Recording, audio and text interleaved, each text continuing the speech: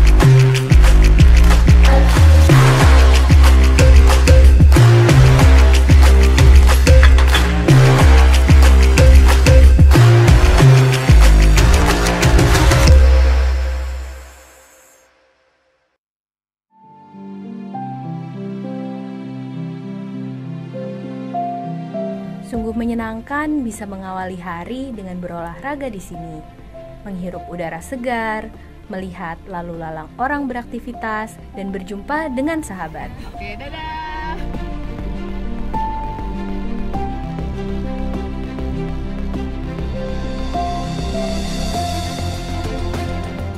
Dulu, tempat ini hanyalah hamparan sungai. Kini sudah bisa membantu masyarakat sekitar menjadi lebih sejahtera. Selamat pagi, Bu.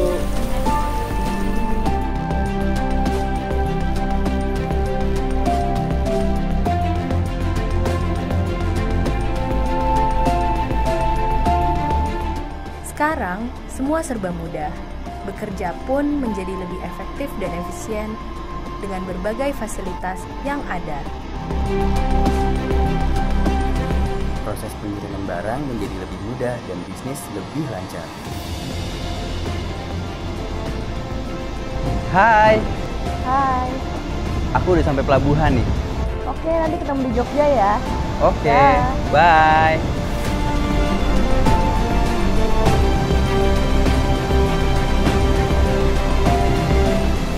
Kita dapat pergi kemanapun dan kapanpun dengan mudah.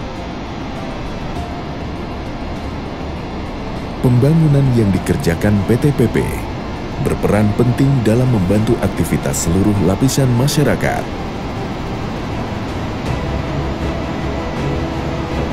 Kami bertekad untuk melakukan inovasi dan memberikan kontribusi yang berkelanjutan melalui lini bisnis kami, yaitu investasi dan konstruksi.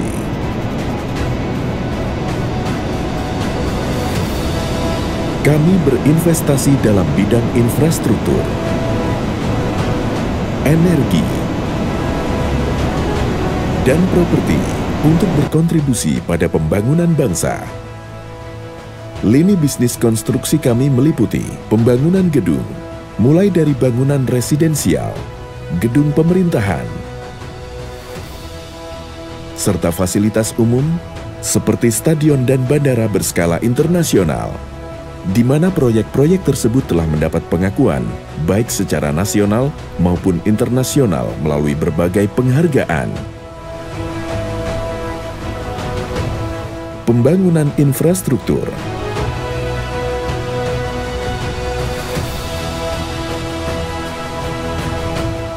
Kami turut membantu meningkatkan konektivitas masyarakat melalui proyek-proyek pembangunan seperti jembatan dan jalan tol.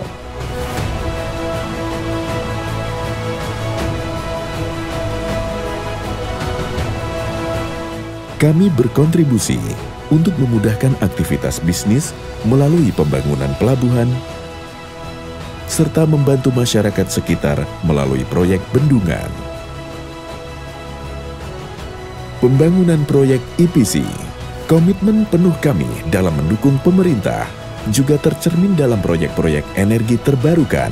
Sudah lebih dari 3.075 megawatt listrik telah kami hasilkan, tersebar di penjuru negeri.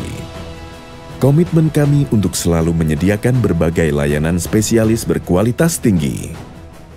Menjadi solusi untuk penyediaan kebutuhan produksi beton pracetak nasional.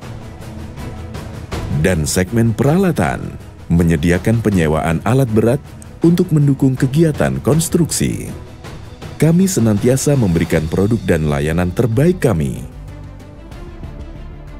Kami memegang teguh nilai perusahaan, akhlak, dalam memberikan karya terbaik untuk bangsa. Amanah, memegang teguh kepercayaan yang diberikan. Kompeten, terus belajar dan mengembangkan kapabilitas. Harmonis, saling peduli dan menghargai perbedaan.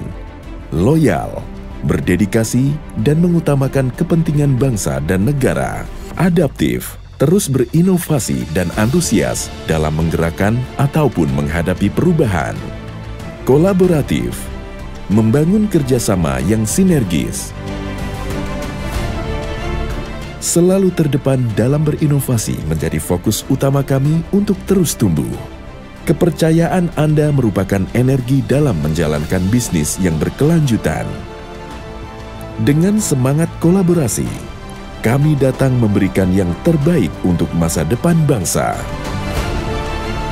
Saya mengapresiasi apa yang dilakukan PT membangun dia dengan apik, cantik, cepat, dan excellent. Ini menjadi etos kerja baru bagi PT dan membangun bangunan pekerjaan konstruksi lain. Selamat PT. PP saya kira masih above the average yang lain. Mudah-mudahan ini menjadi pemicu bagi yang lain untuk bisa bergerak lebih baik ke depannya. Saya kira ini yang harus dipertahankan oleh PP karena ke depan pekerjaan itu pasti mengejar kualitas. Selalu PP menjadi trademark kualitas BUMN karya kita. Saya juga terima kasih pada PP dan Angkasa Pura I yang tadi kita lihat secara detail pengerjaannya juga menurut saya ini terbaik. PT PP, terima kasih. Ini betul-betul bermanfaat bagi masyarakat kami. Kami turut peduli dengan memberikan manfaat terbaik untuk lingkungan dengan masyarakat sekitar. Apa yang kami lakukan hari ini akan berdampak pada hari esok, dan bagaimana kami dapat membantu untuk masa depan lebih baik dan berkelanjutan.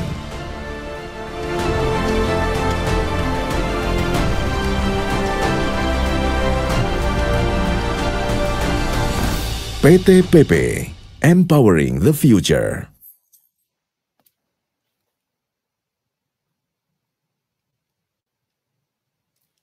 Selamat pagi, Bapak dan Ibu. Salam sejahtera untuk kita semua. Terima kasih kami ucapkan atas kehadiran Bapak dan Ibu dalam acara Public Expose Live 2021 dalam rangka 44 tahun diaktifkannya kembali Pasar Modal Indonesia pada sesi Public Expose PT PP Persero Tbk. Sebagai informasi, PT PP Persero Tbk telah tercatat di bursa sejak tanggal 9 Februari 2010 dengan kode perdagangan PT yang bergerak di bidang usaha jasa konstruksi, sehingga perseroan masuk dalam sektor infrastruktur. Hadirin yang kami hormati, saat ini telah hadir di hadapan Bapak dan Ibu, manajemen perseroan, yaitu Bapak Novel Arsyad sebagai Direktur Utama, Bapak Agus Purbianto sebagai Direktur Keuangan dan Manajemen Risiko, Bapak Anton Satyo Hendriatmo sebagai Direktur Operasi Bidang Gedung, Bapak Yul Ari Pramuharjo sebagai Direktur Bidang Infrastruktur, Bapak Edi Herman Harun sebagai Direktur Operasi Bidang EPC, dan Ibu Sinur Linda Gustina sebagai Direktur Strategi Korporasi dan HCM. Selanjutnya, acara ini akan dimoderatori oleh saya, Jennifer Satriawan, yang juga akan memandu sesi tanya-jawab setelah presentasi usai.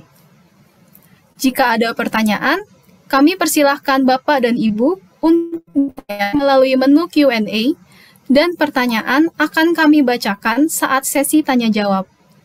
Kami juga ingatkan kembali untuk Bapak dan Ibu agar mengisi kuesioner yang telah kami berikan melalui kolom running text, karena akan ada door prize menarik pada akhir acara. Selanjutnya, untuk mempersingkat waktu, saya persilahkan kepada Bapak Novel untuk memulai pemaparan. Kepada Bapak Novel, kami persilahkan.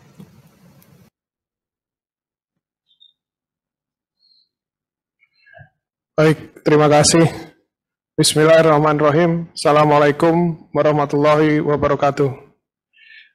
Siang hari ini kami akan melakukan public expose terkait dengan informasi untuk pencapaian PP sampai dengan semester 1.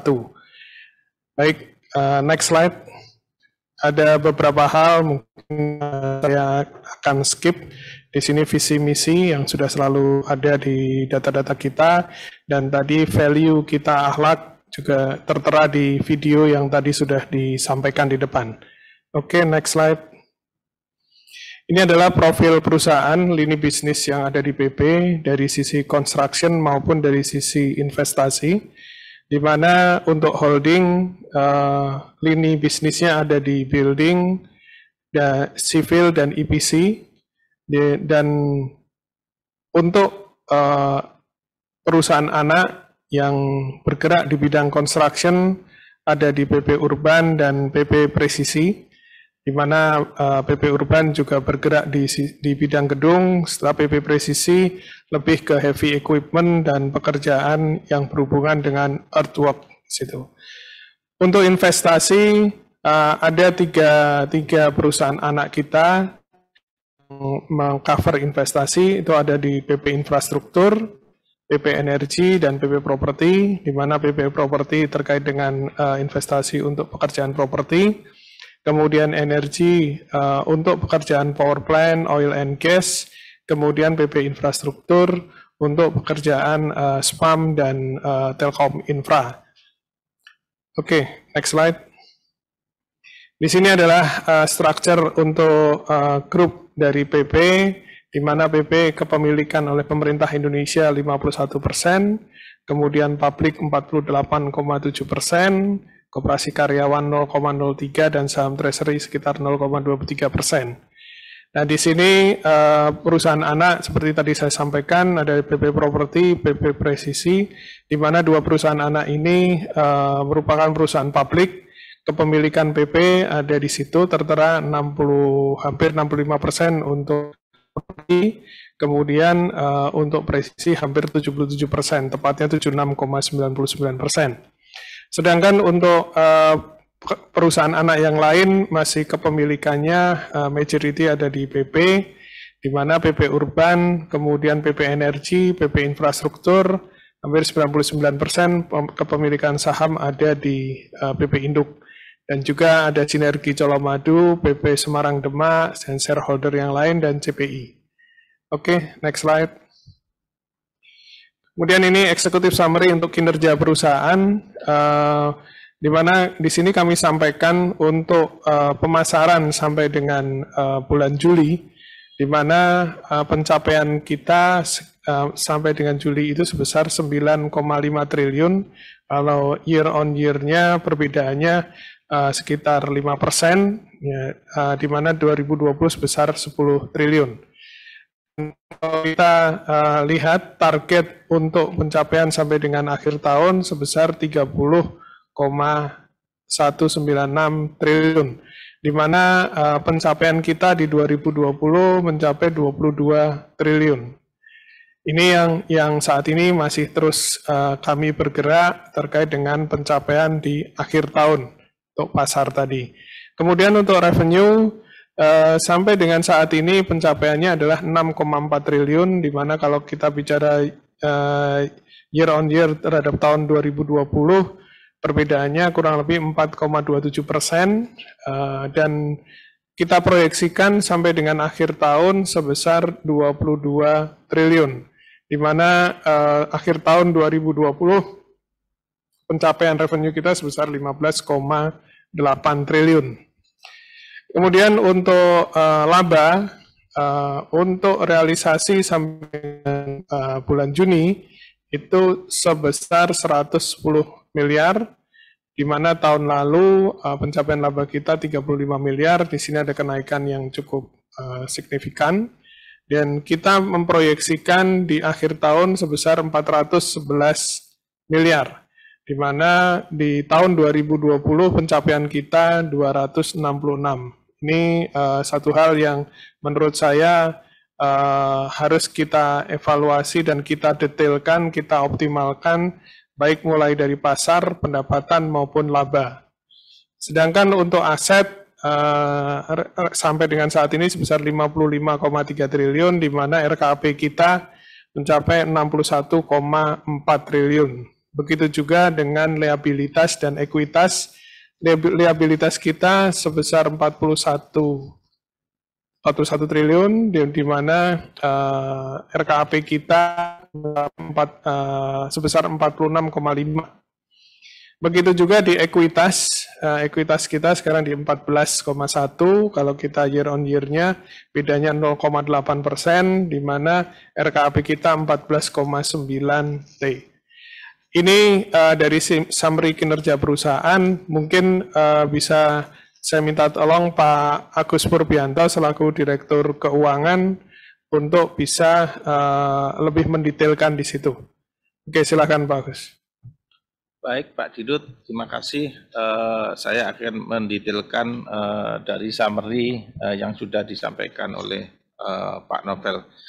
Kita mulai dari kinerja pemasaran, bahwa sampai dengan bulan Juli tahun 2021 kita memperoleh proyek baru sekitar 9,5 triliun dari rencana 30,1 triliun, di mana capaian sampai Juli didominasi dari proyek-proyek BUMN 51%, 36% proyek pemerintah, dan swasta di 13%.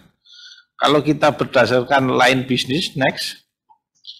Kalau berdasarkan line bisnis, bahwa memang core kita di konstruksi masih banyak didominasi oleh sektor konstruksi, di mana pelakunya adalah di gedung, Infra 1, Infra 2, EPC, di anak perusahaan PP Presisi. Jadi kalau secara total, bahwa berdasarkan line bisnis ini 89% untuk capaian sampai dengan Juli dikontribut oleh sektor konstruksi, dan sisanya sebesar 11% dikontribut oleh anak usaha yang lain. Next, adapun beberapa proyek yang kita di tahun 2021 sampai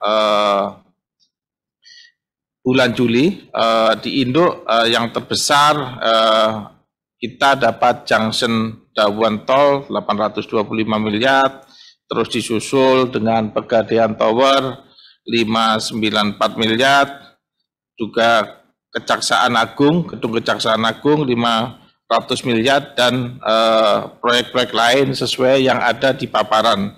Dan anak perusahaan mengkontribut 3,9 triliun.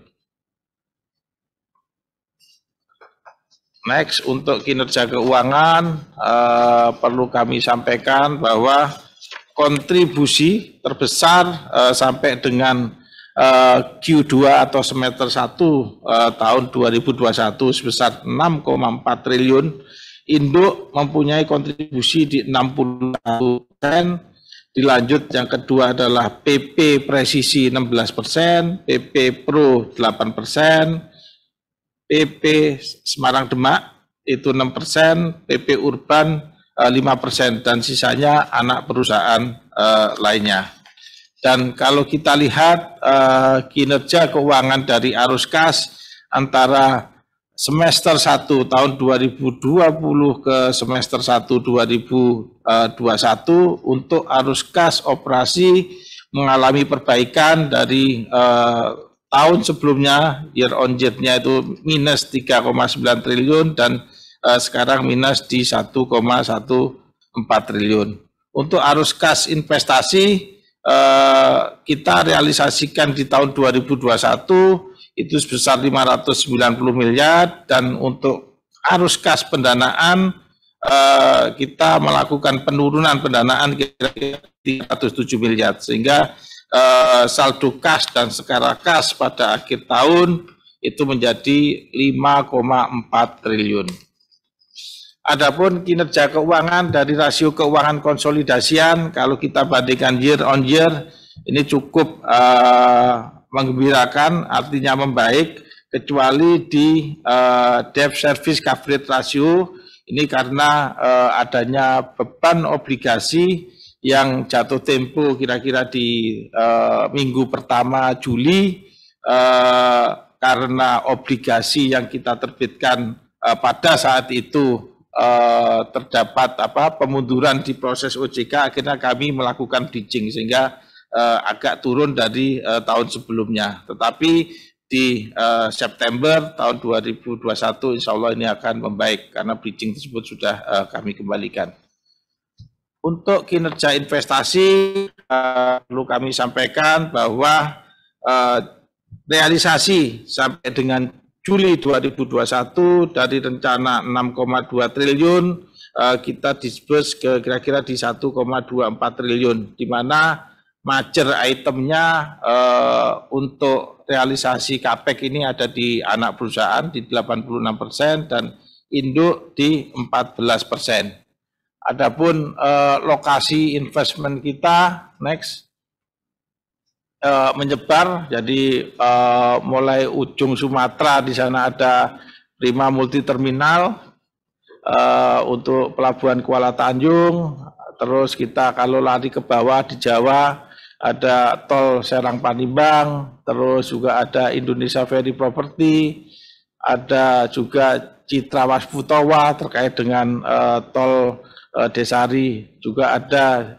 PT Sinergi Investasi Properti yang mengelola gedung dengan BPJS, serta adanya kerjasama usaha dengan Dana Reksa terkait dengan building yang di samping Kementerian BUMN. Untuk di Jawa Tengah, investasi kita ada beberapa objek, yang terbesar adalah di Semarang Demak, tol, terus juga ada Sinergi Colomadu terkait dengan merevitalisasi pabrik gula untuk tujuan pariwisata, juga ada beberapa rest area, yaitu Sinergi Banjaratma dan rest area Batang. Setelah juga ada PLTSA sampah ada di Solo, dan yang lagi in sekarang yang berprogres terkait dengan bagaimana kita mendatangkan investor luar negeri untuk realokasi industrinya ke Batang, yaitu kawasan industri Batang. Sedangkan di Kalimantan kita ada objek tol Balikpapan Samarinda, di Sulawesi ada tol Manado Bitung, dan juga ada pekerjaan jalan rel kereta api Makassar Parepare. Dan ada di Jogja maupun Nusa Tenggara Timur sesuai dengan yang ada di paparan. Next. Berikut adalah list investasi kita dengan penyertaan di atas 20%. Ada 11 objek yang ada di paparan, dan dari objek-objek tersebut ada beberapa yang memang sudah beroperasi dan ada yang masih under construction atau pengembangan. Untuk yang PMT yang nomor 1 sudah operate, untuk Jasa Marga Pandaan Malang juga sudah operate, SIP juga sudah operate, Indonesia Ferry Property ini juga sudah operate, untuk Solo Citra ini lagi under construction, CPI ini juga sudah operate, terus Sinergi Colomadu sudah operate, Railway, Celebes Railway ini juga lagi under construction, Sinergi Banjaratma ini juga udah operate, Semarang Demak ini juga masih under construction, dan yang terakhir Grand Batang City masih proses pengembangan dan construction. Sedangkan di bawah kepemilikan 20%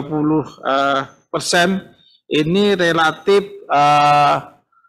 kebanyakan sudah operate, yaitu di Citrawaswu Towa ini sebagian, dan sebagian masih penyelesaian. Jasa Marga Balikpapan Samarinda juga operate, Manado Bitung ini juga sebagian sudah operate, dan tinggal sisa penyelesaian di sisa pekerjaan.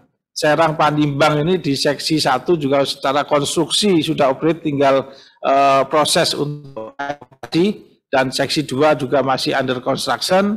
Rest area Batang ini juga sudah operate, dan Jogja Bawen ini dalam tahap pengembangan, yang mana sekarang dalam tahap inisial untuk proses-proses perizinan, pendudukan kontraktor maupun memulai dengan pembebasan tanah.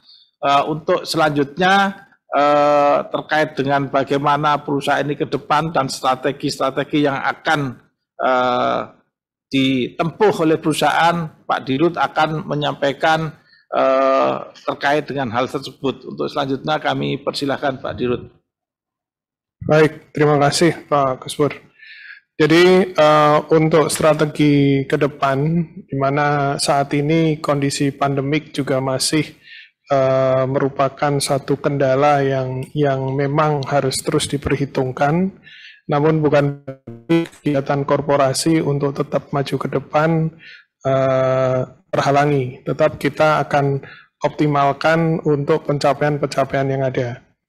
Khususnya yang pertama di area bisnis untuk induk di holding, di mana kita ada area gedung, infrastruktur maupun EPC.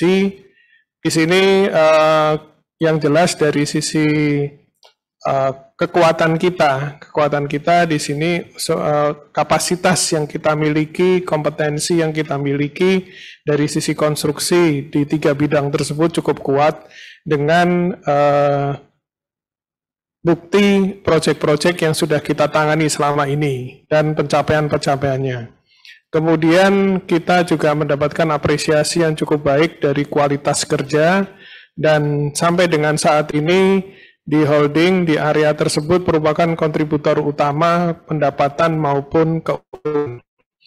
Nah, dalam hal ini yang perlu selalu menjadi perhatian kita, tadi saya sampaikan di depan terkait dengan COVID yang masih terus belum bisa kita pastikan akan sampai kapan. Kemudian yang utama adalah dalam kita membangun perusahaan ini, bagaimana kesehatan dari perusahaan, karena apapun yang menjadi tolak ukur dalam pencapaian perusahaan dan untuk investor maupun pemegang saham adalah perusahaan ini harus sehat dari sisi keuangan sehingga bisa memberikan kontribusi yang terbaik bagi pemegang saham juga. Nah, tingkat kompetensi di sini juga tingkat kompetisi, maksud saya cukup tinggi, di mana saat ini kita ketahui keterbatasan kue yang ada juga dengan adanya refocusing, ini membuat kue yang ada sangat terbatas. Di samping itu juga swasta belum bergerak terlalu masif, sehingga membuat jumlah pasar atau market ini berkurang. Nah, kemudian ke depan yang harus kita lakukan adalah bagaimana penguatan kita di sektor champion kita yang sudah disusun oleh Kementerian BUMN, di mana kita punya kekuatan sebagai champion di seaport dan renewable energy. Nah, inilah yang menjadi satu fokus di mana pasar ini juga terbatas. Dan dalam hal ini potensi ke depan seperti renewable energy akan semakin besar, sehingga penguatan dari internal kita, baik dari kapasitas human capital kita, kemudian market, dan eksekusi dari fisiknya akan menjadi satu konsentrasi ke depan. Berikutnya adalah bagaimana kita memaksimalkan proyek-proyek yang kita dapat ini segera kita eksekusi, dan juga sistem pengendalian. Yang tadi saya sampaikan, salah satu challenge kita adalah menjadi satu perusahaan yang sehat. Nah, ini faktor yang harus kita utamakan adalah bagaimana sistem pengendalian kita, sehingga semua rasio-rasio keuangan yang ada itu dalam kondisi yang bagus, sesuai dengan aturan yang ada. Kemudian operational excellence itu sudah pasti, baik dari sisi inovasi, teknologi, dan lean construction. Kemudian di anak perusahaan yang saat ini menjadi fokus adalah di 5 anak perusahaan kita ini, PP Property, di mana dengan kondisi pandemik ini memang kita harus akui properti terkena imbas yang cukup besar. Dan ini juga memukul bisnis di properti, dan saya yakin bukan hanya tapi di semua area bisnis properti ini terkena imbas yang sangat luar biasa dengan adanya COVID. Nah, tentunya saya melihat apa yang ada di PP Property dengan kekuatan variasi produk yang komplit dan dari sektor high res maupun dari landed. Ini merupakan sesuatu kekuatan yang bisa kita jual. Dalam hal ini, bagaimana kita menjual ke depannya dengan kelebihan dan kualitas yang sudah kita kerjakan.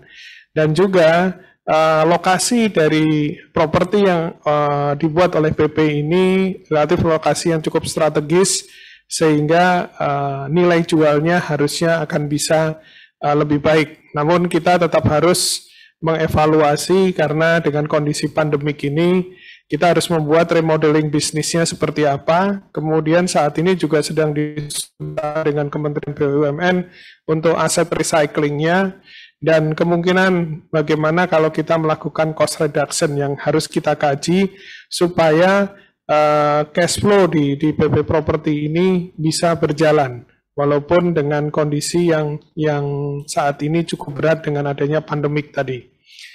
Namun kita tetap optimis untuk properti akan bisa lebih bergerak mungkin dalam 1 atau 2 tahun ke depan. Kemudian di Presisi, salah satu anak perusahaan kita yang sudah go public juga, di sini kita mempunyai suatu kapasitas di heavy equipment yang cukup besar untuk pekerjaan tanah, di mana kita mempunyai kurang lebih 400 hidrolik ekskavator, kemudian lebih dari 1000 dump truck, kemudian ada bulldozer dengan jumlah yang cukup banyak. Dan di bisnis ini sangat terbatas. Bisnis ini sangat terbatas, sehingga kita melihat seperti tadi disampaikan di depan, kontribusi PP Presisi di bidang heavy equipment dan juga earthwork ini mempunyai kontribusi yang cukup baik, dan tentunya dengan limited di industri ini kekuatan PP bisa kita tingkatkan di anak perusahaan di PT PP Presisi ini. Nah, memang saat ini yang harus kita perhatikan kembali lagi ke COVID, bukan kita mengkambing hitamkan COVID, tapi saat ini memang hal ini punya pengaruh cukup besar. Dan tentunya ini yang harus kita lakukan, kita berekspansi di sektor tambang. Sehingga kekuatan yang ada di heavy equipment kita, kemampuan kita di earthwork tadi, kita masuk ke sektor tambang yang mana semuanya berbasis dengan manajemen risiko. Inilah yang harus menjadi konsentrasi kita dalam sisi ini dan juga tentunya PP dan merealignment bisnis. Realignment bisnis, kita akan melihat beberapa bisnis yang ada di PP Presisi yang memang tidak sesuai dengan bisnisnya, kita pasti akan lakukan evaluasi kembali supaya apa yang dihasilkan dengan bisnis yang cukup bagus di earthwork tadi bisa memberikan kontribusi profit yang cukup bagus. Kemudian di PP Urban, di mana PP Urban ini bergerak di bidang gedung, pembangunan gedung. Ya, dalam hal ini memang konsentrasi dari PP Urban adalah proyek-proyek yang nilainya relatif sekitar 200 sampai 250 miliar. Dan dalam supaya tidak terjadi irisan dengan gedung yang ada di induk. Sehingga kita sudah memasukkan di area-area tersebut. Tentunya sama dalam hal ini kaitan COVID tadi, namun yang kita akan lakukan lagi adalah realignment bisnisnya, sehingga kalau kita melihat di urban ini ada beberapa bisnis juga precast atau beberapa bisnis ready mix, ini kita akan lakukan realignment untuk memastikan apa yang memang memberikan kontribusi cukup baik di PP Urban. Dan kami melihat untuk gedung ini merupakan fokus dari PP Urban sehingga bisa memberikan kontribusi yang bagus untuk PP Urban itu tadi. Dan kita akan merealignment kalau di area tersebut yang tidak memberikan kontribusi malah justru menjadikan beban, akan segera kita evaluasi untuk lebih merampingkan bisnisnya namun bisa menghasilkan revenue maupun profit yang baik. Kemudian PP Infrastruktur, di sini bisnis PP Infrastruktur ini fokus pada spam dan juga fiber optik, di mana di sini juga limited.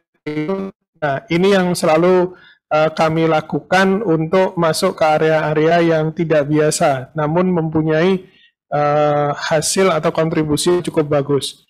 Nah, di sini bisa menghasilkan recurring income maupun bisnis yang ada di situ, bisnis konstruksinya pun bisa kita ambil. Nah, PP Infrastruktur saat ini konsentrasi di area spam dan fiber optik, di mana saat ini sudah mulai ada yang berjalan, beroperasi, dan sedang dalam pembangunan. Dan secara progres yang ada saat ini dan yang ke depan, kami akan mendorong PP Infrastruktur di bidang tersebut untuk memperluas area jaringan untuk di spam maupun fiber optik. Memang tantangannya adalah capital, karena di situ kami melakukan investasi. Nah, tentunya di sini kami tidak sendirian, kami bisa strategic partnership yang bisa kita lakukan sehingga bisnis tersebut untuk spam maupun fiber optik. Kemudian yang berikutnya adalah PP Energi. Di sini bisnis yang ada saat ini adalah di bisnis power, oil and gas, dan saat ini kontribusinya belum signifikan terhadap PP Induk. Namun kami akan konsentrasi ke arah renewable energy tadi. Sehingga karena ke depan saya yakin di 5 tahun ke depan renewable energy ini akan menjadi satu tantangan yang cukup besar dan tentunya program ini juga ditunjang oleh pemerintah. Dan bisnis-bisnis yang saat ini sedang dijalankan, langkah-langkah yang kita lakukan yang memang sudah terlaksana, kita akan lakukan divestasi. Dan tentunya dari divestasi tadi kita akan meng-create satu bisnis yang baru dan mereview bisnis model yang ada di PP Energi, sehingga konsentrasi kita lebih area di renewable energinya dan juga area oil and gas yang masih mungkin kita bisa masukin. Itu kurang lebih strategi ke depan baik yang ada di holding maupun di perusahaan anak, dan tentunya nanti akan turun kepada perusahaan cucu maupun afiliasi. Baik, itu yang bisa saya sampaikan. Terima kasih. Terima kasih kepada jajaran direksi dari PT PP Persero Tbk atas pemaparan yang telah disampaikan. Selanjutnya Bapak dan Ibu, tibalah kita pada sesi tanya jawab. Kami telah memilih beberapa pertanyaan dari Bapak dan Ibu sekalian. Untuk pertanyaan akan saya bacakan terlebih dahulu untuk ditanggapi oleh manajemen perseroan. Pertanyaan yang pertama dari Bapak Erikson Nirwan. Hal apa yang membuat perseroan memproyeksikan nilai proyek yang naik signifikan di akhir tahun 2021 dan strategi apa yang dilakukan untuk mencapainya? Kepada manajemen, kami persilahkan untuk menanggapi.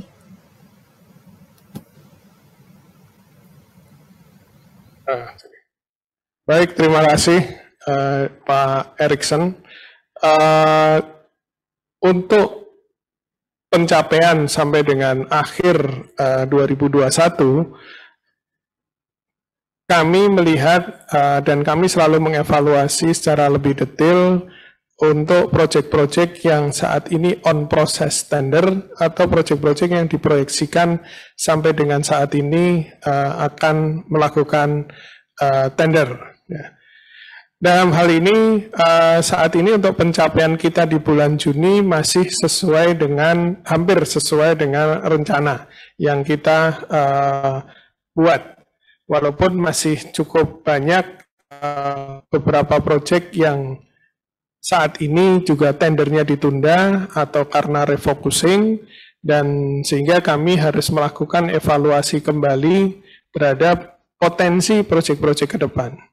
Nah, strategi yang kami lakukan saat ini untuk mencapai di akhir tahun, beberapa proyek sedang proses tender, dan beberapa proyek yang akan dilakukan tender di bulan September ini, ataupun bulan Oktober nanti. Nah, tentunya kami akan memastikan proyek-proyek yang untuk kita capai di akhir tahun ini, di mana kami masih mengevaluasi tender-tender di bulan September ini. Jika nanti tender-tender itu masih on, tentunya secara target masih bisa kami capai. Nah, namun kami juga mengevaluasi pencapaian kontrak di akhir tahun itu bisa kalau beberapa proyek yang kami lakukan tender ataupun yang kami sasar terjadi kemunduran waktu atau mungkin ada refocusing, itu perkiraan kami pencapaian secara total di akhir tahun bisa mencapai kurang lebih sebesar 85% dari yang direncanakan di tahun 2021. Mungkin itu yang bisa saya sampaikan karena potensinya masih cukup besar, namun saya harus belum bisa memastikan seberapa besar angkanya, namun perkiraan kami mencapai paling tidak di angka 85% dari target akhir tahun 2021. Namun resminya kami akan sampaikan di bulan September ini. Demikian, Mbak. Terima kasih Bapak Novel atas tanggapannya. Sekarang akan saya lanjutkan ke pertanyaan selanjutnya, yaitu pertanyaan kedua dari Bapak Tigaris Alifandi. Bagaimana cara perseroan mengejar target kontrak baru tahun ini di tengah ketidakpastian selama PPKM sekarang? Mengingat anggaran pemerintah masih minim untuk infrastruktur, dan apakah ada alternatif lain selain dari pemerintah dan BUMN? Kepada manajemen, kami persilahkan untuk menanggapi. Baik, terima kasih. Jadi untuk saat ini, seperti tadi saya sampaikan, strategi kami adalah majority atau Pareto yang kami lakukan memang di proyek-proyek APBN maupun proyek-proyek BUMN. Karena saat ini yang punya anggaran cukup besar ada di situ. Sehingga kalau memang kami tidak menyasar swasta, karena memang pergerakannya pun juga belum signifikan, relatif masih sangat kecil. Sehingga APBN maupun BUMN inilah yang menjadi sasaran kami, di samping kita lebih meyakini dari sisi cash flow maupun dari sisi pencapaian hasil usaha. Sehingga arah itu yang menjadi fokus kami. Dan tentunya tadi seperti saya sampaikan di depan, di refocusing inilah yang masih kami evaluasi di bulan September ini, apakah ada penundaan-penundaan proyek atau masih on dengan rencana semula. Mungkin itu. Terima kasih Bapak atas tanggapannya. Saya akan lanjutkan ke pertanyaan selanjutnya, yaitu pertanyaan ketiga dari Bapak Roni. Beliau memiliki 3 pertanyaan. Yang pertama, apakah Perseroan memiliki rencana right issue dalam waktu dekat? Yang kedua, strategi atau langkah apa yang dilakukan Perseroan agar lebih ramah lingkungan dalam menjalankan proses bisnisnya? Yang ketiga, apa saja upaya Perseroan dalam menekan biaya perusahaan, baik operasional maupun non-operasional? Kepada manajemen, kami persilakan untuk menanggapi. Ya, mungkin saya jawab satu yang di poin C, nanti kemudian poin A dan B, barangkali ada direksi yang lain bisa menjawab itu. Upaya untuk menekan biaya perusahaan, baik operasional maupun non-operasional, tentunya kita sudah melakukan bagaimana kita bisa menekan biaya yang kita anggap secara biaya overhead yang bisa ditekan dalam hal ini untuk bisa menaikkan cukup banyak biaya-biaya yang ada di kantor pusat yang bisa kita tekan. Kemudian dalam hal operasional di sini justru yang paling besar bagaimana kita mengefisiensikan pekerjaan di lapangan. Karena di situ kontribusi dari bagaimana kita melakukan value engineering, kemudian bagaimana kita melakukan inovasi terkait dengan metode kerja, kemudian bagaimana langkah-langkah di proyek untuk mempercepat pelaksanaan, dan bagaimana pemanfaatan alat-alat yang kita miliki sendiri untuk bisa menekan cost. Nah inilah cost yang bisa menekan biaya perusahaan untuk menaikkan profitabilitas kita. Ini nilainya cukup besar karena di saat seperti ini inovasi menjadi satu kunci yang utama untuk bisa mencapai target. Mungkin silahkan untuk yang poin A dan B, silahkan Pak. Ada masukan? Silahkan. Terima kasih Pak Novel. Untuk A, perlu kami sampaikan bahwa dalam waktu dekat ini baik di level induk maupun anak untuk aksi korporasi yang berupa right issue dalam 1 atau 2 tahun ini masih belum ada. Kira-kira di tahun ketiga kami akan merencanakan adanya right issue di PP Presisi sejalan dengan proses atau perkembangan bisnis nantinya. Dan harapan kami ini bisa memperbesar kapasitas PP Presisi dari yang ada sekarang. Terus saya juga mau menambahkan di poin C bahwa terkait dengan menekan biaya perusahaan, selain apa yang disampaikan Pak Dirut, dari sisi sistem kita juga melakukan berbagai pembenahan sehingga bagaimana kontrol dari setiap objek atau proyek-proyek kita ini bisa terkendali secara baik. Terus yang kedua tentunya dari efisiensi yang ada di organisasi, yang mana berbagai metode baik melalui lean construction maupun yang seperti disampaikan Pak Dirut, inovasi melalui BIM dan lain sebagainya itu kita lakukan. Untuk yang poin B mungkin Pak Yul atau Pak Burinda, silakan.